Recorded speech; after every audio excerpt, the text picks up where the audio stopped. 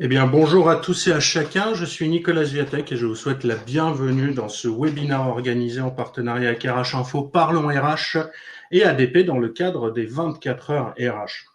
Alors, ce webinaire est en direct, bien sûr. Vous pouvez, télécharger la présentation dès maintenant et le replay sera accessible d'ici 24 heures à peu près. Donc, je vous invite d'ores et déjà à poser vos questions dans la fenêtre de chat dédiée. On y répondra au fil de l'eau, ou plus vraisemblablement en fin de webinaire. On a prévu un peu de temps pour ça. Donc, ne vous inquiétez pas, on est là pour échanger.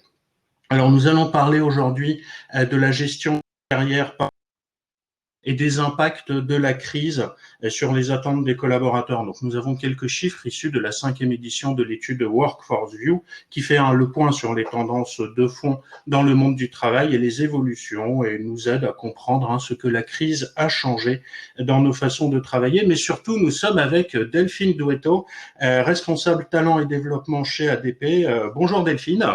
Bonjour Nicolas, Alors bonjour à tous. Delphine, ouais, bonjour. Vous travaillez, on se vous voit, Delphine. On va faire ça formel, sérieux. Donc, vous travaillez chez ADP. Est-ce que je peux vous demander de présenter ADP en quelques mots? Oui, merci, bien sûr. Donc, Automatic Data Processing, ADP, on est pionnier, leader mondial des solutions de gestion du capital humain.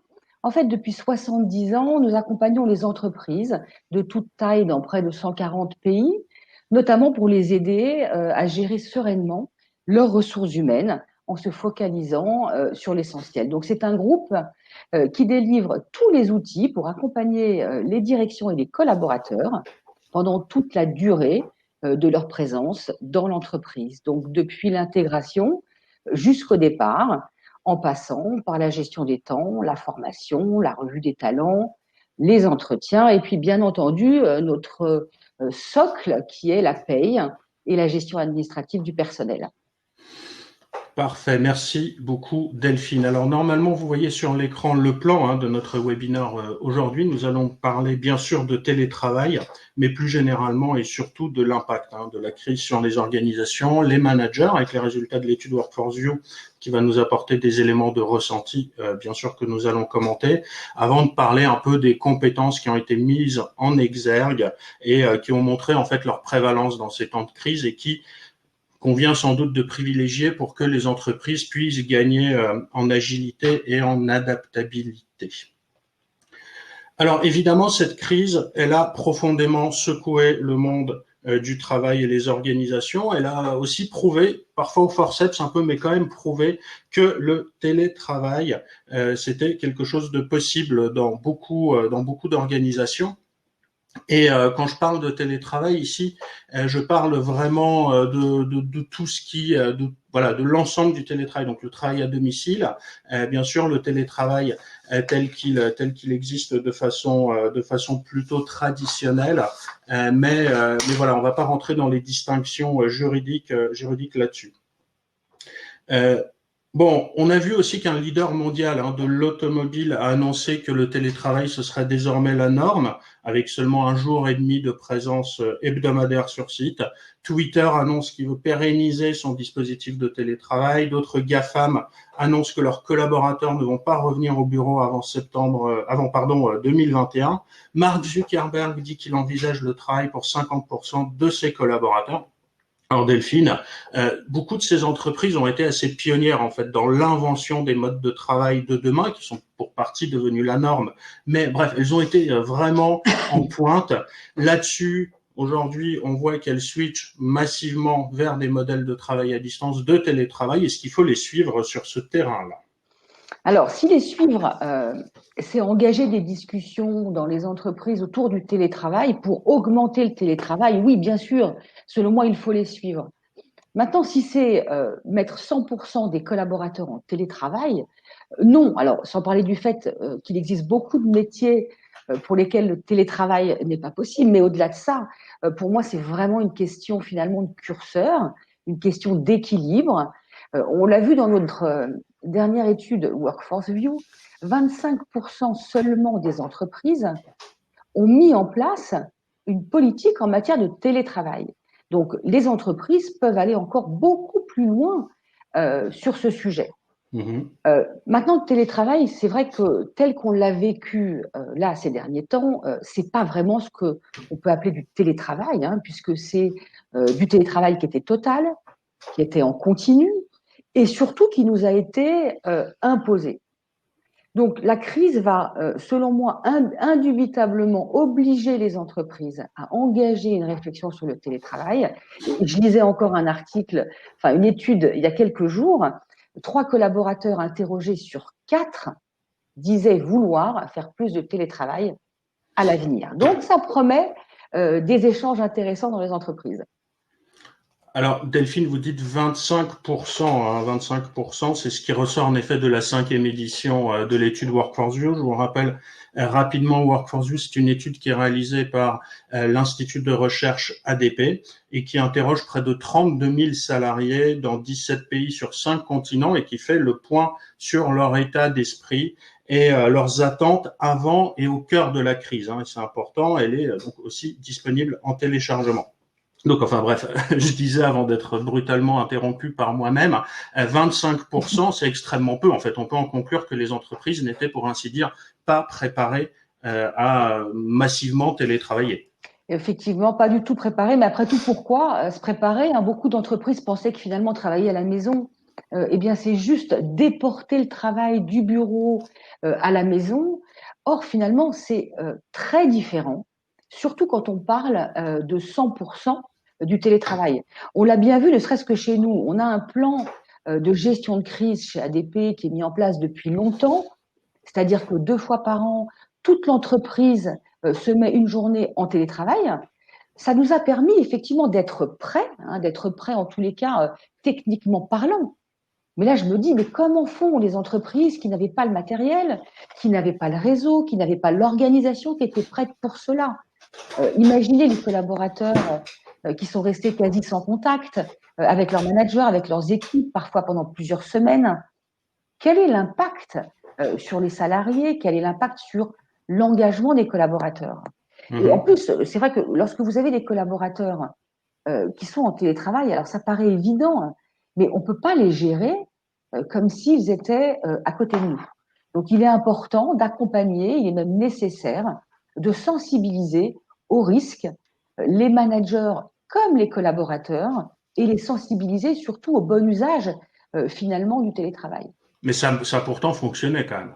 Eh ben, finalement, oui, c'est quand même le constat de cela, c'est que ça a fonctionné. On a des managers qui nous disaient, ben, finalement, j'étais très surpris, ça a très bien fonctionné. Donc, on peut parier que les entreprises vont mettre en place des accords de télétravail, même si c'est un peu contraint et forcé.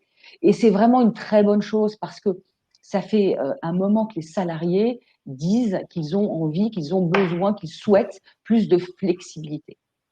Mais peut-être un dernier point, et on s'en est bien rendu compte, et vous le voyez sur les chiffres qui vous sont présentés, c'est pas parce qu'il y aura un accord en place de télétravail que pour autant les mentalités et les comportements vont changer. On le voit dans l'étude ici, au sein des entreprises qui ont déjà une politique en place de télétravail, dans le monde, et là vous avez des chiffres monde, seulement 26% se sentent autorisés finalement à bénéficier de ces modalités, à profiter de cet accord de flexibilité de travail. Quand on parle de flexibilité, hein, on inclut à la fois le télétravail et tous les types d'aménagements finalement du temps de travail. Ouais, horaire décalé, voilà, Par exemple. possibilité peut-être de grouper toutes ces heures de travail Voilà, par exemple. sur 4 jours, par exemple, ou au contraire de les distendre.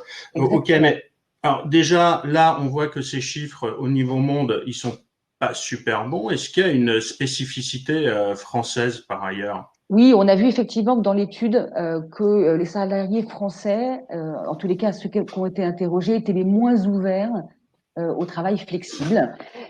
Et quand vous regardez, moins de 14% des collaborateurs, des salariés français se sentent autorisés à bénéficier des modalités de travail flexibles, alors même que leur entreprise a une politique RH officielle à ce sujet. Donc c'est vraiment dire qu'il y a encore des progrès à faire. Bon, maintenant, le positif quand même dans tout ça, c'est que beaucoup de managers, beaucoup de collaborateurs, même ceux qui étaient parfois anti-télétravail ont été surpris et se sont rendus compte que finalement, ça fonctionnait. Maintenant, qu'est-ce qu'il en sera demain? À suivre. À suivre. En tout cas, c'est un indicateur qu'on va suivre, nous, de très près. Et je suis certain que les prochaines éditions de l'étude Workforce View ne manqueront pas de revenir dessus parce que forcément, le monde a changé et cette crise nous a montré qu'on pouvait télétravailler. Alors, quand je dis qu'on pouvait télétravailler, évidemment, ça concerne pas tout le monde, ça concerne pas tous les métiers. On parle bien sûr des métiers où c'est possible. Si mon cousin menuisier ou ébéniste veut télétravailler, forcément c'est beaucoup plus difficile pour lui. Donc, pardon, parfois on généralise, on fait quelques raccourcis, mais forcément on parle de dynamique très générale concernant les entreprises et la façon d'aborder ce travail à distance, ce télétravail. Alors, justement, on a réussi, ça a fonctionné. Vous nous dites, Delphine. Un peu difficilement, il y a eu des petites frictions, on va revenir là-dessus, mais justement, est-ce que télétravailler, c'est travailler mieux? Est-ce que c'est un succès gagnant, quoi, si j'ose dire? Spontanément, clairement, de toute évidence, télétravailler, c'est mieux parce que nous n'avons ni le stress, ni la fatigue des transports. Nous sommes a priori moins dérangés, plus au calme, et moi je le vois comme un vrai confort, un vrai équilibre de vie personnelle et professionnelle. Mais tous ces avantages sont vrais lorsqu'il s'agit de télétravail plutôt occasionnel. Ce qu'on a vécu et pour certains ce qu'on vit encore en ce moment, ça n'a rien à voir avec ce qu'on faisait avant. C'est un choix aujourd'hui pour certains d'être en télétravail. Pour autant, dans ces conditions finalement assez particulières, assez exceptionnelles, où personne n'était vraiment préparé, c'est là qu'on commence à voir et à constater différentes situations. Alors, par exemple, pas mal de stress des collaborateurs qui peuvent être liés à l'isolement, à la perte de sens aussi, puisqu'ils sont finalement chez eux. Il n'y a plus vraiment de frontières entre la vie privée, la vie professionnelle. On a des salariés qui portent une certaine culpabilité. Est-ce que j'en fais assez? Qui ont du mal à s'arrêter aussi, par exemple. Et puis, ça paraît peut-être idiot, mais on n'a plus de moment de décompression. C'est-à-dire qu'entre le travail et la maison, où on avait éventuellement les transports, où on avait des moments de sas. Il n'y a plus de sas, quoi. Non, on a finalement plus de sas, de décompression. Donc, il y a du stress. On a également des salariés en manque de reconnaissance, en manque de feedback des collègues, du manager. Alors, c'est vrai que là, on n'a plus du tout de feedback informel. Tout doit être formalisé. On a également pu constater, mais ça c'était presque évident pour tout le monde dès le début du confinement, c'est la perte de lien social. On n'avait plus nos collègues, notre manager et notre entourage finalement social de l'entreprise. Et puis peut-être un dernier point, c'est que on est en manque d'informations dans cette situation-là. On n'a plus que accès à l'information officielle. Donc, toutes les infos officieuses de la machine à café, de la pause cigarette, de la cantine, etc., on n'a plus finalement accès à ça et donc on peut se sentir un peu isolé. Donc, j'aurais tendance à dire que dans la situation actuelle, c'est difficile de dire que télétravailler, c'est travailler mieux.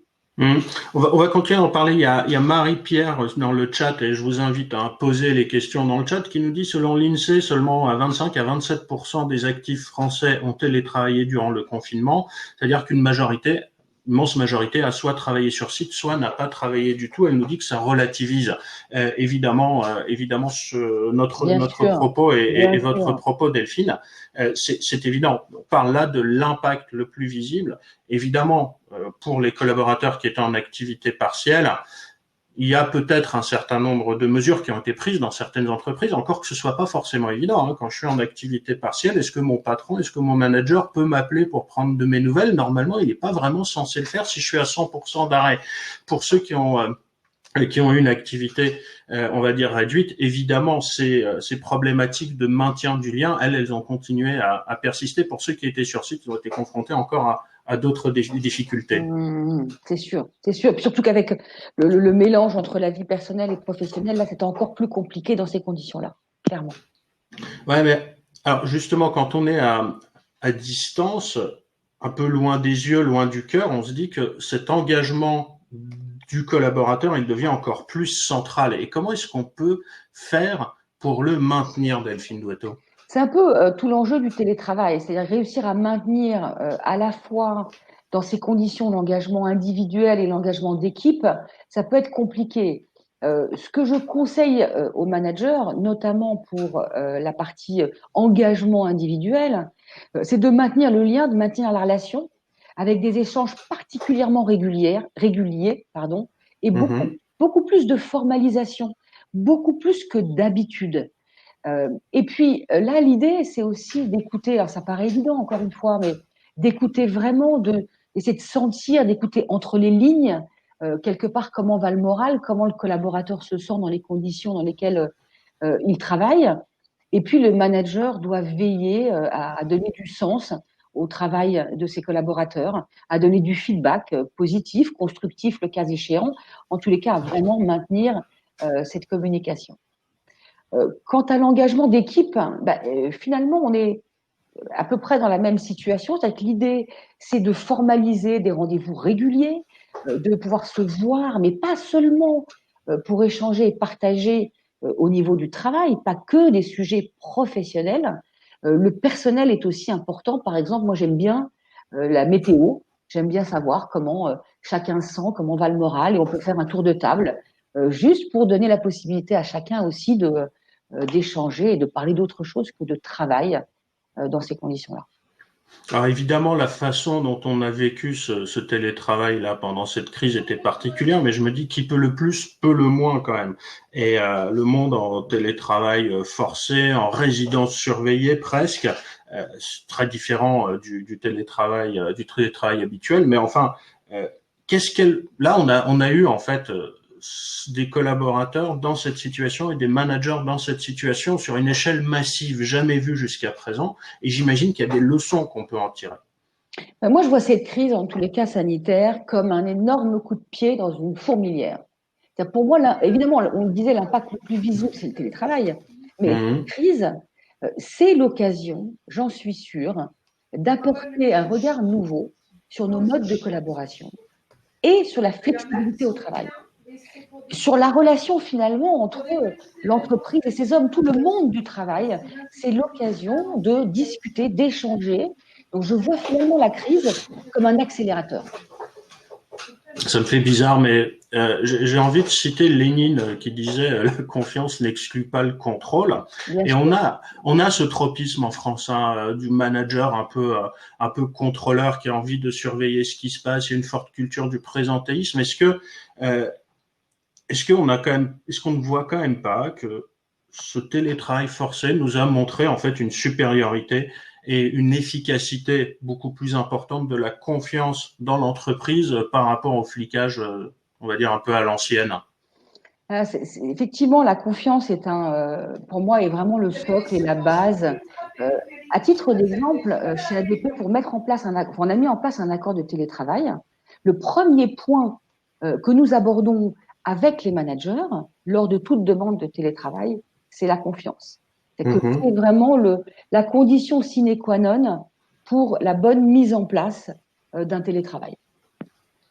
Alors, on a un peu parlé du télétravail. Moi, je voudrais qu'on se déplace un peu sur les managers. Et je voulais vous demander, Delphine, si cette crise, elle a changé la manière dont on doit évaluer les managers. Complexe. En fait, avec Workforce View, depuis plusieurs années, on voit comment les choses évoluent. On voit qu'il y a certains sujets qui ressortent chaque année. Par exemple, le stress au travail, le manque de reconnaissance des salariés, la santé mentale, le bien-être au travail et d'autres sujets, hein, finalement, comme le besoin des salariés en matière de flexibilité au travail. On en parlait. Tous ces sujets sont de plus en plus importants. On voit même des chaires dans les écoles de management qui ont été mis en place pour réfléchir à un monde du travail différent. On voit déjà toutes les jeunes générations aujourd'hui qui n'ont plus les mêmes attentes. Donc on peut imaginer que demain, tout ça, ça va continuer à évoluer, que le monde du travail va évoluer. Donc la question finalement, j'ai envie de dire, à se poser aujourd'hui, hein, selon moi, c'est d'abord, mais quels sont les profils de nos managers. Est-ce Mhm. que nous avons des experts? On les a nommés managers, ils ont beaucoup de compétences techniques. Est-ce que nous avons plutôt des profils de top performeurs? Donc, c'est celui qui avait les meilleurs résultats qui a été choisi manager. Ou est-ce que j'ai choisi un leader, c'est-à-dire celui qui s'est donné du sens, celui qui s'est apporté une vision? Donc, quel rôle je veux donner au manager? Si cette crise sanitaire a révélé le rôle essentiel du manager et la nécessité d'avoir en entreprise de vrais relais managériaux, c'est finalement une bonne chose. Et dans ce cas, oui, ça va impacter, selon moi, directement la manière dont on va évaluer les managers. Alors, est-ce que ça veut dire qu'on va enfin considérer le management comme étant un métier à part entière? Oh, bah, écoutez, je l'espère. J'espère vraiment que ce métier sera reconnu. C'est un vrai métier avec ses qualités propres, avec ses compétences propres. Et c'est un sujet qui me tient particulièrement à cœur en tant que responsable talent. Quand vous regardez les études, 70% de l'engagement des collaborateurs passe par le manager. Il est donc grand temps, selon moi, de reconnaître que les managers, quand ils sont véritablement des leaders, quand ils donnent du sens, ils sont des leviers essentiels de motivation et d'engagement des collaborateurs. Mais là, je vous ai mis, parce que je savais que vous alliez aborder ce sujet parce qu'il vous tient particulièrement à cœur, je vous ai mis une image de Don Salluste dans La folie des grandeurs, qui à un moment dit, mais qu'est-ce que je vais devenir? Je suis ministre, je ne sais rien faire. Je remplace évidemment ministre par manager, parce que du coup, forcément, je me dis qu'ils vont devoir avoir tous ces managers, si on doit les considérer comme étant des professionnels du management, si le management est un métier à part entière, c'est-à-dire qu'il y a un socle de compétences qu'ils doivent maîtriser. Oui, alors moi, c'est surtout ce qu'on appelle des compétences molles, entre guillemets, hein, ce qu'on appelle des soft skills, qui sont finalement des compétences humaines, des compétences comportementales. Pour moi, c'est vraiment ces compétences-là à maîtriser. Par exemple, c'est la capacité que peuvent avoir les managers à donner du sens. J'en parlais juste avant. La capacité des managers à créer une dynamique, à faire de l'intelligence collective, à s'adapter, à créer de la confiance, par exemple, à écouter vraiment, à savoir gérer la pression. Et puis alors évidemment, par exemple, à s'adapter. Donc effectivement, je parle plutôt de compétences molles, entre guillemets. Mais alors, si on a ces compétences-là qu'on considère, hein, prenons ce postulat-là, suivons-vous hein, sur ce chemin. S'il y a le management est un métier, s'il y a un certain nombre de compétences clés pour les maîtriser, ça veut dire, si je vous suis bien, qu'il faut donc évaluer les managers sur ces soft skills. Eh bien, exactement. En tous les cas, j'espère que demain, on évaluera et on ira davantage sur ces soft skills. Ce serait une très bonne nouvelle, selon moi, ben, si l'on revenait tout simplement au rôle premier du manager, qui serait celui d'être un manager porteur de sens, un manager ressource pour ses collaborateurs, plutôt qu'uniquement un manager donneur d'ordre. Je pense vraiment que ce métier a besoin d'être reconnu et d'être valorisé. Alors, si je vous suis, manager, c'est un métier qui a vocation à être mis en œuvre dans différents secteurs d'activité. Hein. Les carrières des managers sont, comme celles de beaucoup aujourd'hui, plus du tout linéaires, et on peut travailler dans des secteurs, on va dire, industriels ou techniques, bref, qui font appel à des compétences techniques qui sont très variées. Donc, ça veut dire que il faut former les managers aux soft skills, c'est que les managers doivent s'auto-former aussi aux soft skills. Bah, c'est vrai qu'avec les changements actuels, il devient critique aujourd'hui pour les entreprises d'accompagner toutes les transformations, que ce soit celles en cours, celles à venir. Euh, pour autant, moi, je vois la formation où j'aime aborder la formation plutôt sous l'angle de l'apprentissage. Plutôt que de mettre tout le monde en formation pour évoluer, d'ailleurs, ce serait complètement impossible. Pour maîtriser, pour moi, pour maîtriser une compétence, moi, j'ai besoin peut-être d'une formation, bien sûr, pour apprendre les basiques, mais surtout, j'ai besoin de pratiquer cette compétence. J'ai besoin de me confronter aux autres. J'ai aussi besoin de voir quelqu'un qui maîtrise cette compétence, peut-être d'échanger avec elle pour savoir comment elle a acquis cette compétence, quels sont ses trucs, quelles sont ses astuces. Enfin, c'est clair qu'une formation finalement, ne peut pas suffire. Mais là, je vois ça de manière globale. La formation, c'est plutôt de l'apprentissage et 70% de notre apprentissage passe par l'expérience, hein, en moyenne.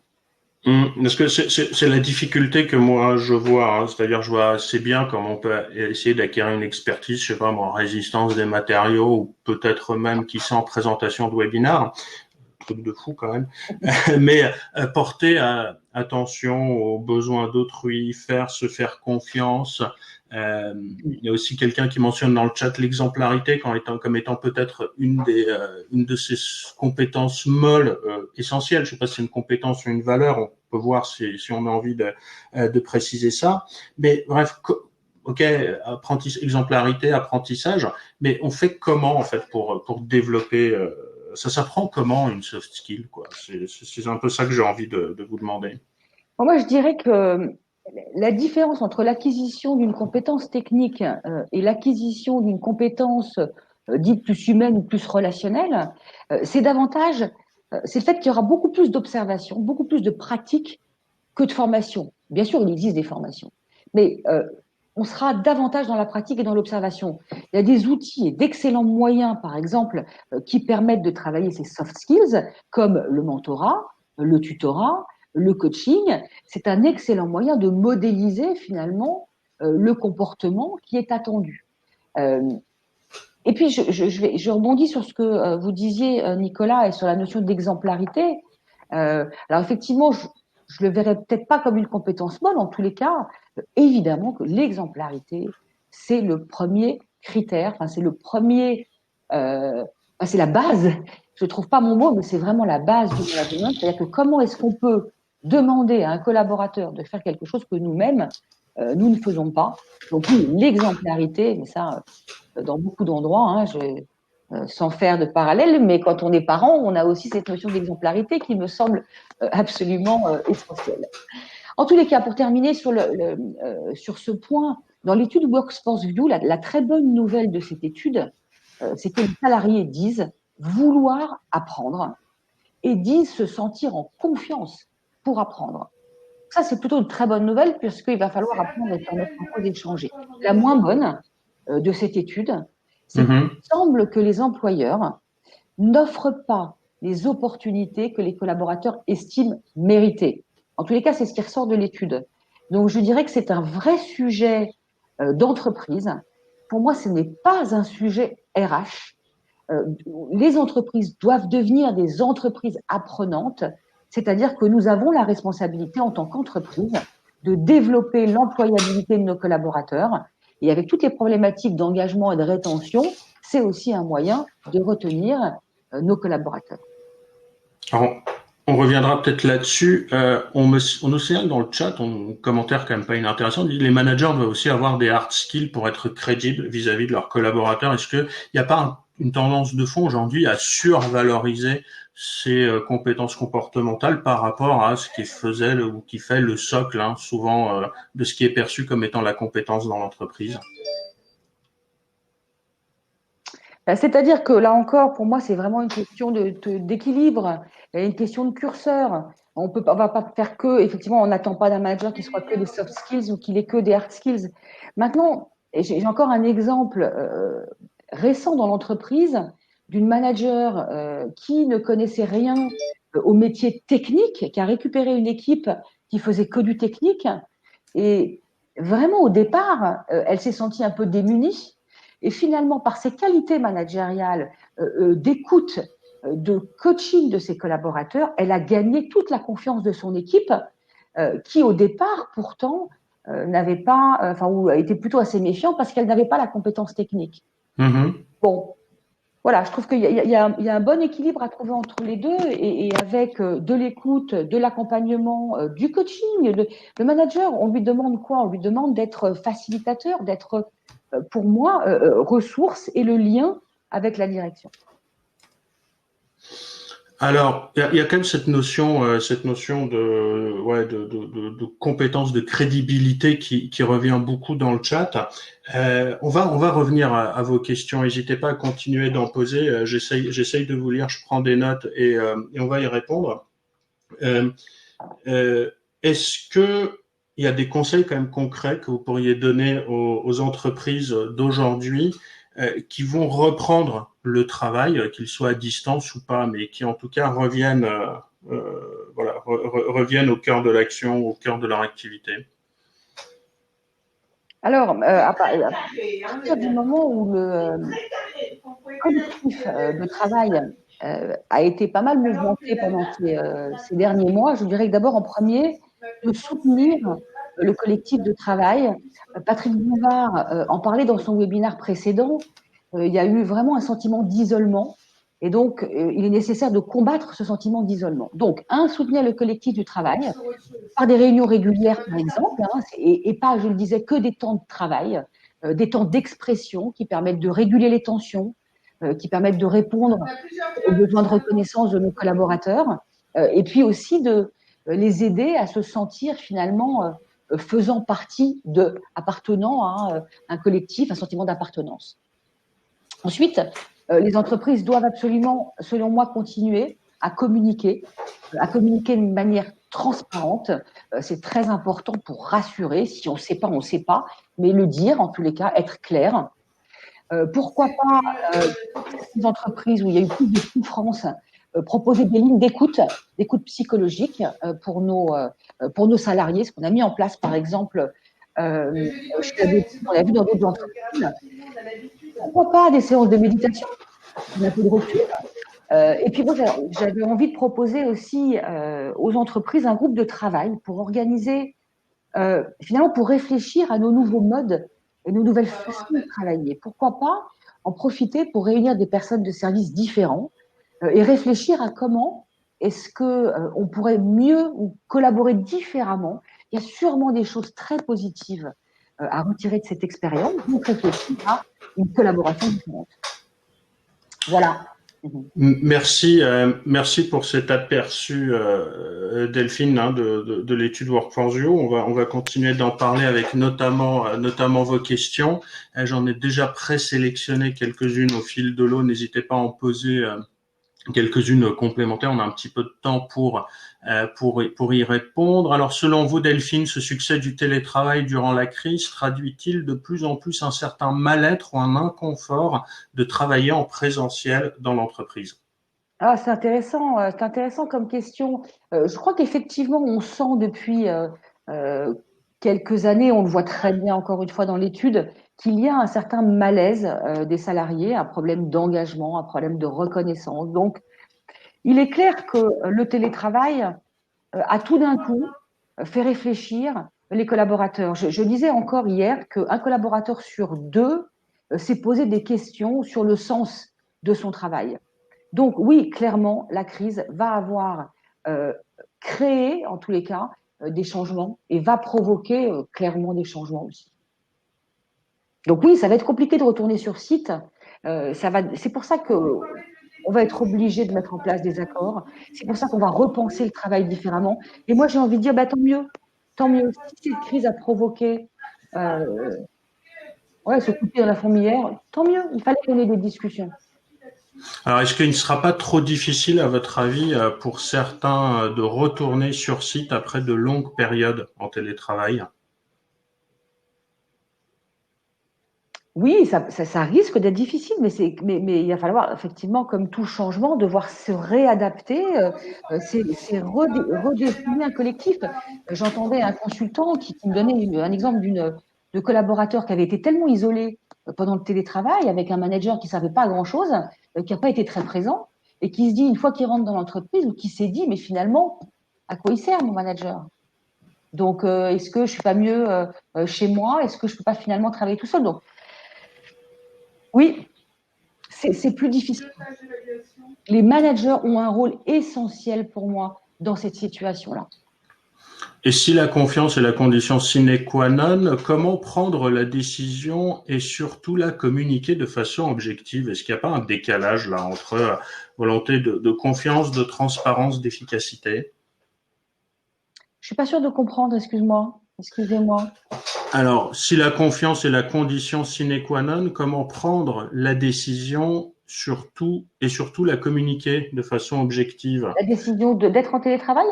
Oui, j'imagine, ou peut-être on peut peut-être extrapoler, imaginer toute forme de décision en fait. C'est-à-dire est-ce que c'est cette notion de confiance, alors je le comprends comme ça, est-ce qu'elle est antinomique avec une forme de hiérarchie peut-être? Oh là là! Oh, Waouh, bon, c'est très philosophique comme question. La confiance, pour moi, c'est effectivement la base. C'est très difficile si on le fait, si on refait le lien par rapport au télétravail.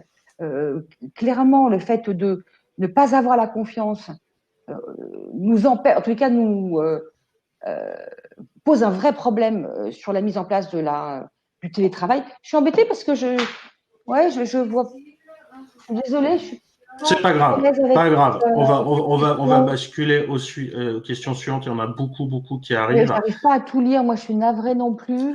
Alors, la gestion de carrière ne se limite pas au télétravail. Que peut-on proposer à des salariés dans un contexte économique incertain et des perspectives qui peuvent être compliquées? Ah, ça, c'est la difficulté effectivement sur le fait qu'on ne voit qu'à court terme.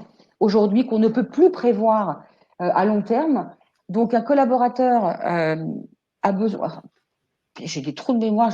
Attends, vous pouvez me répéter la question? C'est sûr. La gestion des carrières ne se limite pas au Oui, télétravail. Que peut-on proposer à des c'est salariés dans un contexte économique incertain et des perspectives qui peuvent être ouais. compliquées? Eh bien, c'est avancé au jour le jour. C'est-à-dire que quand on a besoin, comme on fait aujourd'hui quand on n'a pas une visibilité sur finalement ce qu'on va faire demain. On va avancer au jour le jour. C'est-à-dire qu'aujourd'hui, quels sont les besoins de l'entreprise? Comment est-ce que je peux accompagner les besoins de l'entreprise en développant des formations, en accompagnement de nos collaborateurs de manière plus générale sur euh, les besoins de l'entreprise, sur les évolutions de métier, sur les besoins du collaborateur et ses besoins de développement. Donc, ça va être d'accompagner dans un ouais, d'accompagner les collaborateurs de manière Mhm. sur du court terme plutôt que sur du moyen terme. Et On n'a sur, pas toujours les réponses. sur le plus long terme, est-ce que justement la c'est pas est-ce que la formation est enfin, moi j'ai tendance à penser que la formation est souvent la clé de l'employabilité, peut-être un côté un peu old school, mais euh, est-ce que justement privilégier des formations à des compétences voilà comportementales, soft skills comme vous les appelez, est-ce que c'est pas une façon de se préparer à un avenir où il faudra être j'imagine quand même beaucoup plus souple et en mouvement? Oui, en fait, j'ai une réponse de Normand. Ça dépend vers quoi vous voulez aller. C'est-à-dire que on a quels sont nos projets, qu'est-ce qu'on a envie nous-mêmes de développer en fonction de nos perspectives. Donc, si mon objectif, c'est effectivement parce que je souhaite, bah, par exemple, puisqu'on en a parlé, devenir manager demain, peut-être que j'ai intérêt à développer ces soft skills-là, rester aware sur le marché, rester conscient des mouvements et des évolutions pour pouvoir petit à petit s'adapter. Là, j'avoue que dans un contexte incertain, on va avancer petit à petit au jour le jour. Alors, le jour le jour, peut-être un peu beaucoup, mais on avance à court terme. Aujourd'hui, on n'a pas la possibilité de prévoir à moyen terme. Alors on nous reproche Delphine de jargonner un peu entre Ah soft oui, skills, hard skills. ah, C'est pas forcément totalement, on va dire admis par une partie du chat. On demande par exemple hard skills ou autorité de compétence et peut-être aussi de définir ou de donner des exemples de ce qu'on appelle soft skills ou compétences molles oui, alors c'est vrai que c'est un peu un par chapeau. rapport aux compétences dures, j'imagine. Oui, c'est un petit peu un jargon dans le métier, enfin dans les RH, dans les métiers du recrutement. Donc, pardon effectivement pour ce jargon. Les compétences dites molles, donc les soft skills, c'est effectivement davantage des compétences humaines, des compétences relationnelles. Par exemple, comment est-ce que je vais créer de la confiance? Comment je vais bien écouter vraiment? Comment je vais créer, donner du sens à mes collaborateurs? Donc, on est véritablement sur des compétences qui ne sont pas techniques. C'est ce qu'on disait finalement par rapport aux hard skills. C'est des compétences plus techniques qui sont un peu plus, on faciles à apprendre en formation. Hein. C'est je dois apprendre à maîtriser Excel, je dois apprendre à maîtriser Word, apprendre l'anglais par exemple. Là, on est davantage sur des hard skills versus donc ces compétences plus humaines, plus relationnelles. Comment je crée de la confiance, oui, comment j'écoute et j'écoute vraiment. Alors, on a des formations pour ça, mais c'est ce qu'on disait, c'est davantage de modélisation, d'observation des autres qui peut nous aider à Mais maîtriser les on compétences. nous dit à contrario, Delphine, les salariés n'aiment pas faire le job avec un manager qui ne connaît rien au métier. C'est quoi l'équilibre? Mais c'est marrant ça parce que je suis pas sûre, moi. En fait, je suis pas sûre de ça. Parce que si vous avez un manager qui, effectivement, ne connaît pas le métier, mais qui, à côté de ça, euh, et vous fait réfléchir, vous fait grandir, c'est vous mettre en contact avec les personnes qui savent. C'est-à-dire que si à un moment donné, effectivement, techniquement parlant, vous êtes coincé, en vous faisant réfléchir, en vous amenant à aller voir les personnes qui sont les plus compétentes sur votre sujet, et finalement, le manager est tout aussi respecté. Je crois vraiment que c'est une fausse croyance que d'avoir besoin de cette compétence technique.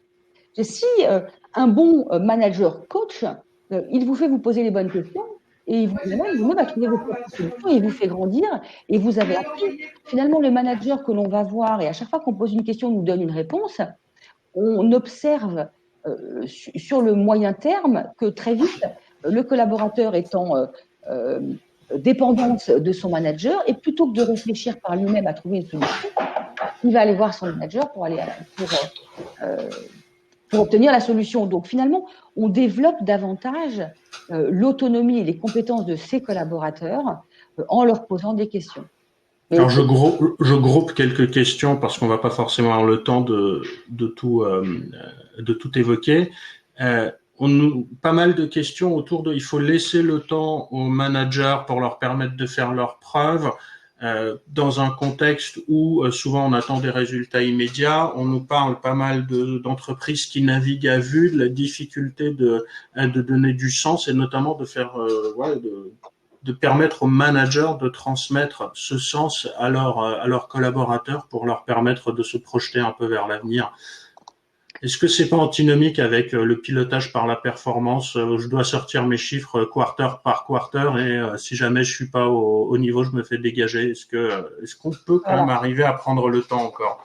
Oui, alors là, moi, je vois deux choses là Ouais, dans ce au que vous moins. dites, parce que oui, au moins sur la notion de sens, hein, sur le fait de laisser du temps au manager, ça c'est clair. Hein, on va parfois, je trouve, beaucoup trop vite, et c'est pour ça aussi qu'on choisit parfois des managers qui sont plutôt des top performers que des managers leaders, parce que ce qu'on veut, c'est des résultats, parce que ça se mesure, et qu'un manager qui a des bons résultats, on se dit, bah, au moins, celui-là, ses collaborateurs vont modéliser ce qu'il a fait et donc ça va être des top performers et là on est vraiment sur les indicateurs.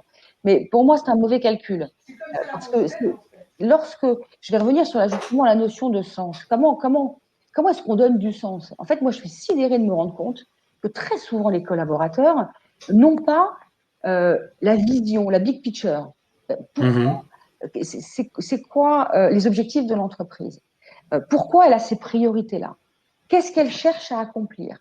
Et comment moi, collaborateur, entre guillemets, par rapport à la hiérarchie tout en bas, comment moi ça a du sens pour moi? Et très souvent, le collaborateur ne connaît pas la stratégie, ne connaît pas les piliers et finalement n'a pas il n'a pas le sens de à quoi il contribue lui-même. Donc, pour moi, un manager est porteur de sens à partir du moment où il explique à son collaborateur quelle est la pierre qu'il met à son édifice, c'est-à-dire dans quelle mesure tu contribues et à quoi tu contribues. Et comment est-ce que ce à quoi tu contribues est juste un élément essentiel de la construction de l'entreprise et des objectifs de l'entreprise. Donc, vraiment, le sens, c'est la base, quoi. Entendu Delphine, merci beaucoup. Alors, on arrive au terme de ce webinaire, il y a encore beaucoup de questions, mais malheureusement, nous sommes un peu pris par le temps. Je vous renvoie encore une fois à l'étude Workforce View Je vous le rappelle, cinquième édition, 32 000 salariés interrogés dans 17 pays. C'est vraiment le point le plus complet sur les attentes et les besoins des collaborateurs avec des questions avant et au cœur de la crise. Donc ça vous permet vraiment de vous éclairer sur un nombre de thématiques extrêmement importantes qu'on a en fait qu'effleurer aujourd'hui. Donc jetez un coup d'œil à l'étude, elle est riche d'enseignements et puis n'hésitez pas bien sûr à engager, à écrire à Delphine sur les réseaux sociaux ou à moi ou à ADP en général. Nous serons ravis de poursuivre la conversation avec vous. Delphine, merci beaucoup encore une fois, très belle journée. Merci à vous tous. Merci Nicolas. Et puis, les 24 heures RH ne font que commencer, donc je ne peux que vous engager à poursuivre ce marathon. Il y a énormément de contenu qui arrive derrière. Et merci encore à RH Info, Parlons RH et à ADP d'avoir organisé cette journée complète riche d'enseignements. Et puis, à vous Cognac Jet.